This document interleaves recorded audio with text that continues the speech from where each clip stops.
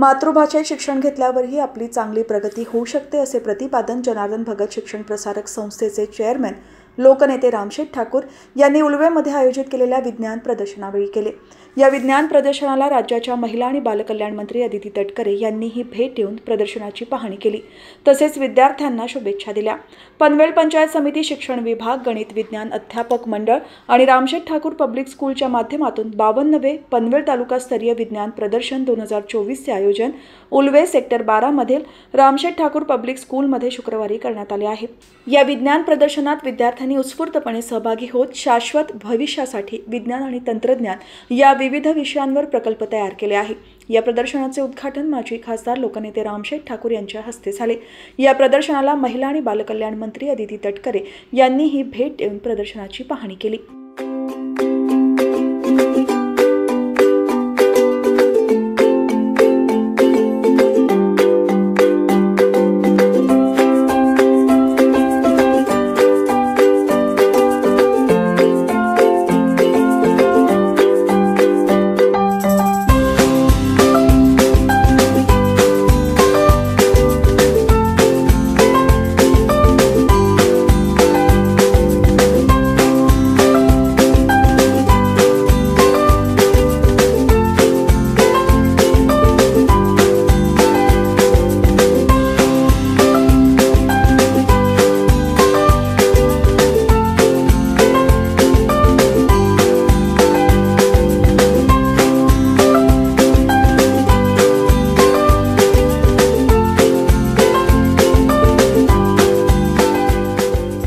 यावेळी ज्येष्ठ नेते वाय टी देशमुख, अतुल पाटील, गव्हाण ग्रामपंचायतीचे माजी उपसरपंच विजय खरत, साईचरण म्हात्रे, सुदर्शन खरत, जयवंत देशमुख, किशोर पाटील, मीनाक्षी पाटील, भार्गव ठाकूर, विश्वनाथ कोळी, शिवदास कांबळे, चंद्रकांत खरत, प्राचार्य राज अलोनी यांच्यासह पदाधिकारी, शिक्षक, पालक आणि विद्यार्थी उपस्थित होते।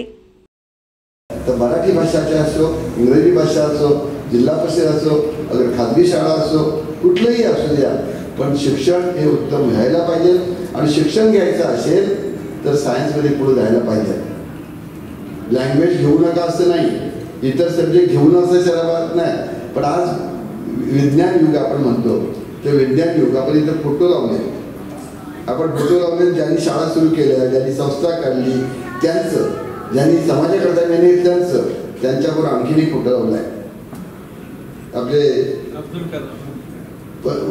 राष्ट्रपती, माजी राष्ट्रपती अब्दुल कलाम यांचा फोटो लावलाय। का फोटो लावलाय त्यांचा? अब्दुल कलामांचा फोटो आपण का लावलाय? बाकीचे इतके लोक आपल्याकडे असताना आपलं नागरिक फोटो घालत एक चांगले राष्ट्रपती म्हणून आपल्याकडे झालेलेच आहेत अनेक, पण त्याच्यामध्ये शास्त्रज्ञ म्हणून ते आहेत आणि त्यांनी या भारताकरता जे काम केलं शास्त्रज्ञ म्हणून, ते जगामध्ये भल्याभल्या जमलं नाही, ते काम त्यांनी केलेलं आहे।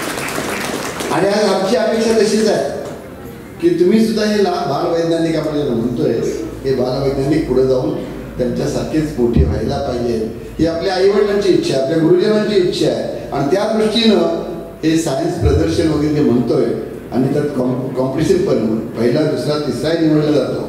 आता सरकारने सिस्टीम बदलली, सरकारने आता पहिला नंबर, दुसरा नंबर, तिसरा नाही काढत, ग्रेड ए बी सी ब म्हणजे अशा वगैरे असं।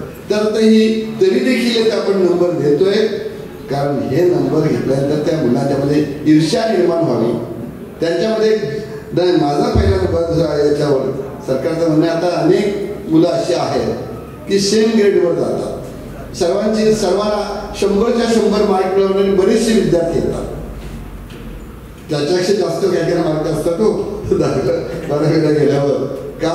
त्यांच्या विशेष कलागुण आहेत किंवा आणखीन काही ते असतील तर त्याच्यावरती आणखीन एक्स्ट्रा त्यांच्या कामाच्या त्या एक्स्ट्रा गुण सुद्धा दिले जातात। तर त्याच्यामुळे पहिला दुसरा मोजण्यापेक्षा कसं मोजावं, तर मला खात्री आहे आता आपल्या या प्रदर्शनामध्ये सुद्धा अतिशय चांगले महत्त्वाचे असे प्रोजेक्ट तुम्ही केलेले असतील, ते समोर येतील, त्याचा रिझल्ट येईल आणि परीक्षक मंडळी सुद्धा सांगण्यात तसं आहे।